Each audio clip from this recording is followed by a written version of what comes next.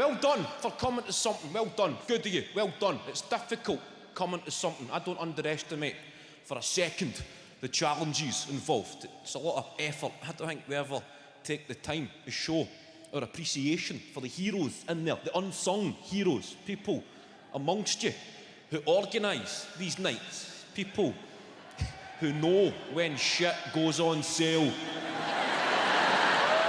people who sit on Ticketmaster, page cannot be displayed, server timed out, the people who compose that original group text, assembling the troops, the people who dared to dream that a night out could be possible.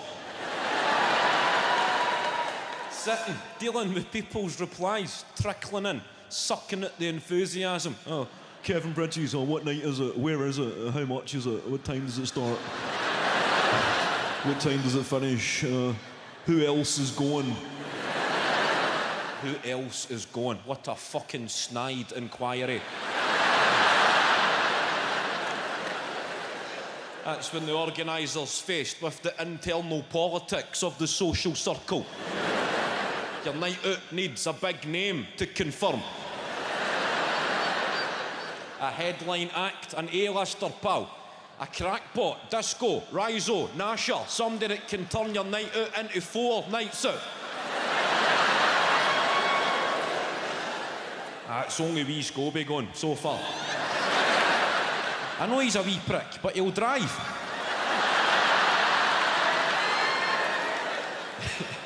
Welcome along, front row. How we doing? You all right? Looking good. How you doing, sir? You all right, mate? You can reply, mate. It's live. It's not the fucking telly yet. We're only making a DVD. It's not actually the DT's fizz. That 3D telly's a fucking beauty.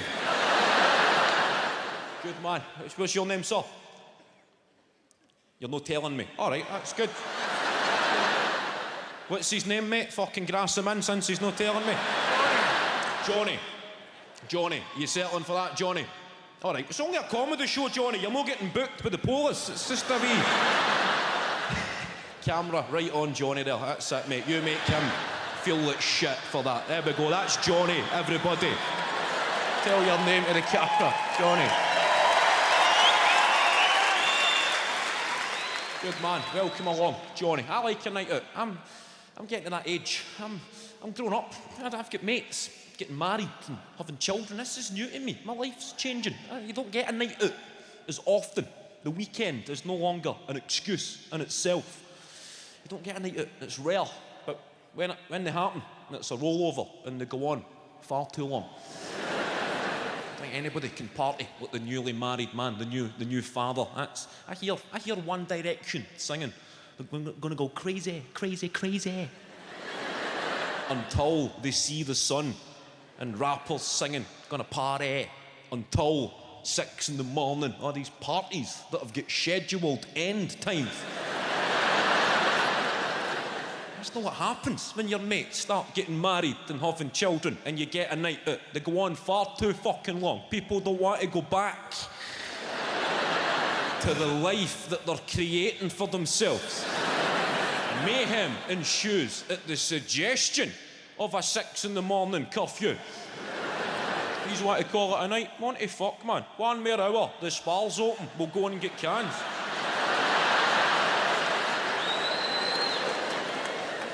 The adult empty. It's a bleak affair. The empty. 10 years on. Some paranoid wreck walking through your living room looking for a Nokia charger.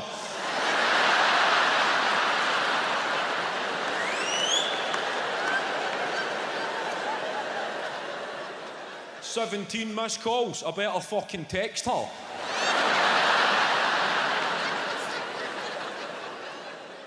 Highlights of a game of FIFA on the PlayStation that was finished about 3 hours ago. Still playing. 2 guys snorting cocaine, talking about a fight they had in primary school.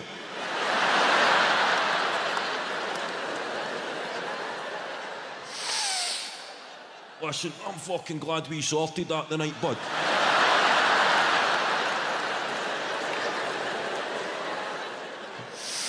Me and all, mate. I was out of order that playtime. I was out of order.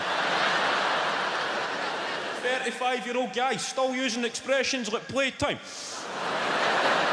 That was me, it was out of order, mate. I'm the one that kept throwing fizzy cola bottles at you. I knew. You had to be seen to be doing something about that, mate. I understand. You never need to call us a VL, but that was out of order on your part. At 6 in the morning, Nokia guy arguing with his missus by text.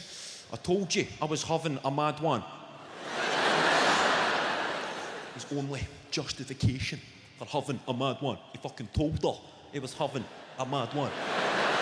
And then staying on the offensive. I thought you were going to your mum's to watch Strictly anyway. It's fucking 6 o'clock in the morning, Ryan. How the fuck am I supposed to know what time Strictly finishes?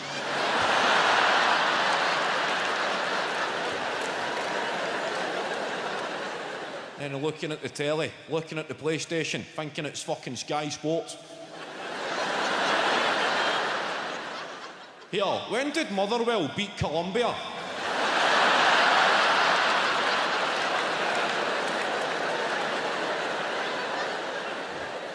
That's fucking some result for the Well, isn't it? Columbia have their full team playing, aye? I should stuck money on that. 7 red cards. Is there a bit of needle between the two? 6 in the morning. That's tough. Watching guys grow up against their will. Watching somebody going through an old VHS case that's been used as a joint rolling station for years. Raking through the paraphernalia, trying to find something smokable.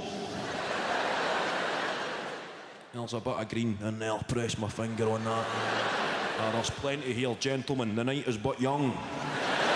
A bit of green stuff, tobacco, scrape that in. Hells, there's always hells in the rolling tray. I thought I'll put the pubes in, who gives a fuck?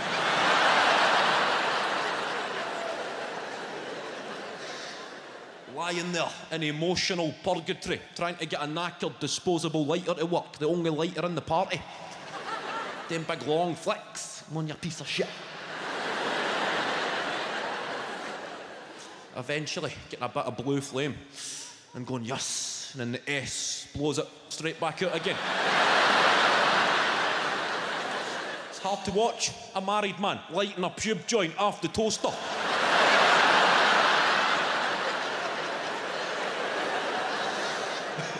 Do you take drugs, Johnny? There's a cameraman, that's it, you hinder his future employment prospect. I'm only joking, I don't take drugs. I used to smoke weed, Johnny. I used to smoke, I get busted. You know how I get caught? We were having fajitas one Sunday as a family, and I rolled a fucking belter.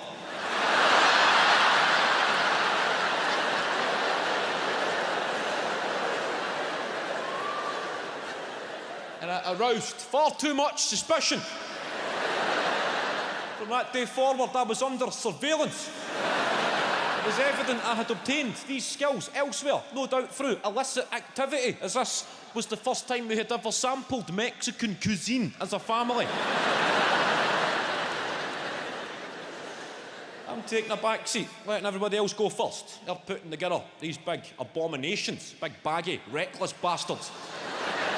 Salsa bombers going down their t-shirts. I'm biding my time, just surveying the devastation at the table, the mess. My own family, a disgrace to the art of rolling. Then I stepped up. I'm saying, pass me the skins. Hey, the tortillas, Dad. I took 3 tortillas out of the packet. There's the hash smokers in there. Have I got attention deficit disorder?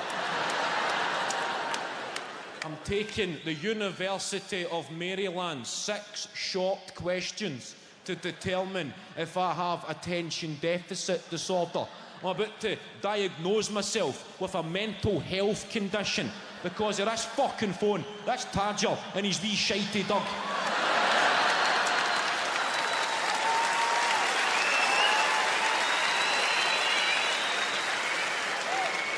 Even Mad Dog is looking at me as if, get over it, Kev, hurry up and throw that tennis ball. Give me a minute, Annie. I'm no well, I'm mentally ill. Please be patient. I need your support just now, Dog. Taking the test, the University of Maryland. 6 short questions to determine if I have attention deficit disorder. Do you sometimes struggle with the finer parts of a project once the challenging parts have been finalised? All of the time? Most of the time? Some 10 celebrities you didn't know were gay. Don't get near it, Kevin. Don't click on it. Don't fucking click on it. Don't get near it. 14 reasons you are always tired. Oh, I'm always tired. I think I might have that chronic fatigue syndrome. Fucking finish the ADD test. How the fuck can I finish the ADD test if I've got ADD? I went back. I read about Rivera. I got tooled up on this guy. Educated myself. Diego Rivera was born in 1886. Rivera began painting at the age of 3 years old, a year after the death of his twin brother. Rivera would paint on his bedroom walls. His parents, rather than chastise him, installed chalkboards and canvas on his bedroom walls to encourage his gift. At the age of just 10 years old, Rivera was accepted into the San Carlos Academy of Fine Art in Mexico City, where he studied until 1907, before moving to Europe, where he became friends with Pablo Picasso. I've got fucking shit all the time.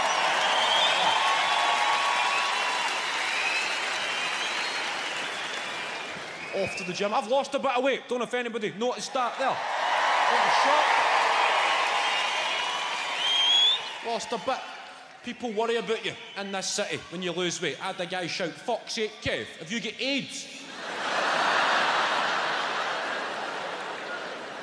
Which is just the local way of saying, looking sharp, Kev. You've been working out. I've got a jaw. What that? Jaw? Remember the fucking jaw? My life. I've always been fat. I was fat my whole life, right through school. This has been a long time coming. I was 18 stone when I was 18. I was fat right at school. That was tough. Sitting in a plastic chair at school at the end of every class, knowing there's going to be a sea of sweat that's been separating the two hemispheres of your arse. Sitting beside the lassie that you fancy, having to do that slide, try to wipe it as you're getting up.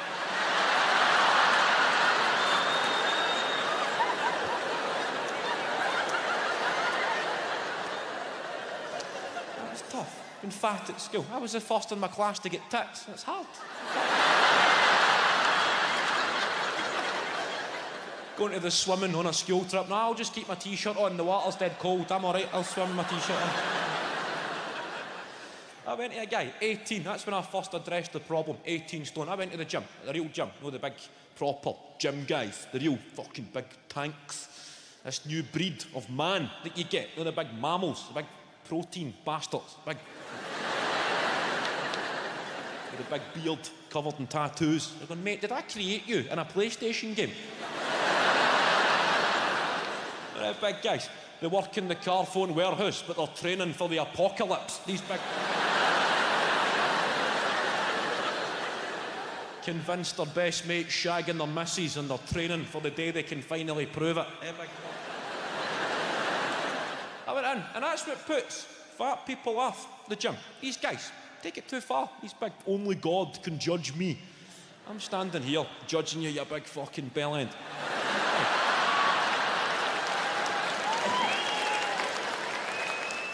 I went to the guy. I said, look, mate, I'm trying to lose a bit of weight. The guy goes, it's all about nutrition. All about nutrition. You can do whatever you want in here, but it's all about nutrition. You can't out-train a bad diet. And he asked me what I had for breakfast. He goes, what did you have for your breakfast this morning? Instantly, I'm thinking, I better say something that I never had for breakfast this morning. Make a good impression with this big fucking mammal. I said, oh, I had fruit, mate. A bowl of fruit. And the guy's going, fruit in the morning. That's got to go. Fruit in the morning. Very high in sugar. You need to lose that. I'm thinking, fruit, mate. Fruit. That's bad for you now. Fucking fruit. Fruit. I never had a bowl of fruit, but as far as you're aware, I did have a bowl of fruit. So I should be commended. I had a fucking Terry's chocolate orange, mate.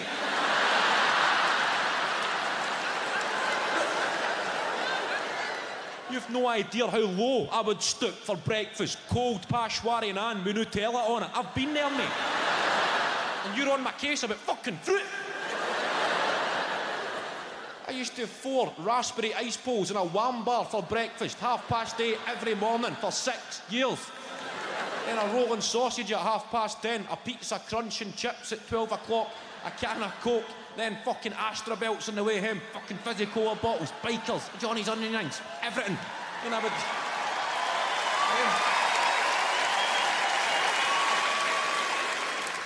Then home for crispy pancakes, oven chips, potato waffles, croquettes, yellow, mate. That was the only colour I would eat, yellow. And you're on my case about fruit. I never said that because the guy would punch fuck at me, but I was thinking that. I said, all right, I'll cut out the fruit. The guy gave me a diary to fill in, a food diary. That's a step too far, Johnny. Submitting handwritten lies to somebody. He's telling me all these foods to cut out carbohydrates. You should be eating this shit, eat this stuff, eat this sort of stuff. I'm filling in my food diary on the internet, reading about superfoods, trying to impress the big man. Monday morning, I had avocado. Here, what the fuck's avocado? In case this guy asks me. You have it on toast? Or he'll go off his head if I say toast.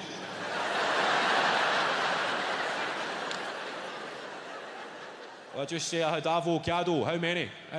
Five avocado. Nah, fuck it, I'll put 10. 10 avocado. Show the guy I'm serious about it. 10 avocado, Monday morning, breakfast.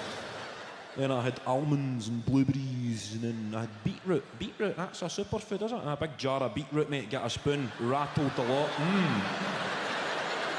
Then I had quinoa.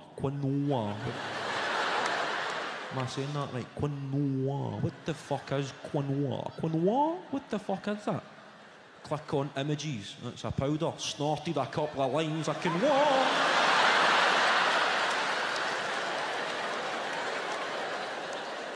And then I had oily fish, and I really felt it reducing my risk of Alzheimer's, mate. And the guy's going, this is great, Kev. Is this the truth? And I'm saying, no, mate, the truth would break your fucking heart. I'll tell you the truth.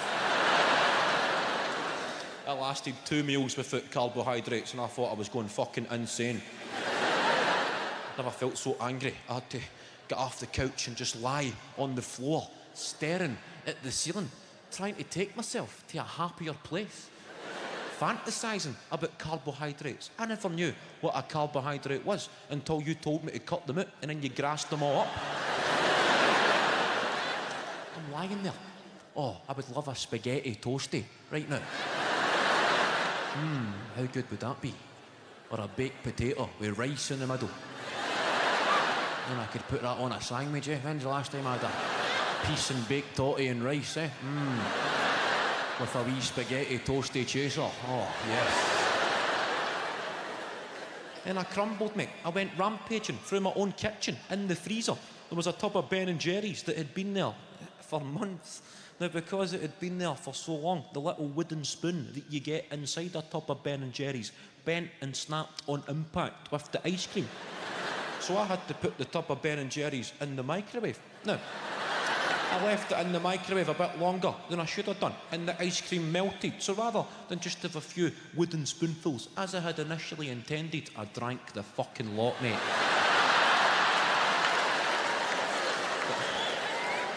I never knew how to fit that into Monday evening's column.